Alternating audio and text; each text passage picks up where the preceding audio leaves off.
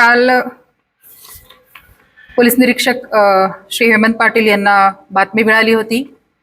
नंदुरबार शहरामध्ये चिराग गल्ली या ठिकाणी इसम नामे अदनान खान सबदन खान पठाण हा त्यांचे राहते घरामध्ये धारधार लोखंडी बनावटीच्या तलवारी गैरकायदा कब्जात बाळगून असल्याची बातमी मिळाल्याने त्या अनुषंगाने स्थानिक गुन्हे शाखेच्या पथकाने सदर ठिकाणी जाऊन छापा टाकला असता आरोपिताच्या राहते घराच्या छतावर कबूतरखाना आहे, त्याच्या बाजूला पाण्याच्या टाकीच्या आडोशाला 24,000 रुपये किमतीच्या 7 लोखंडी धारदार तलवारी मिळून आलेल्या आहेत.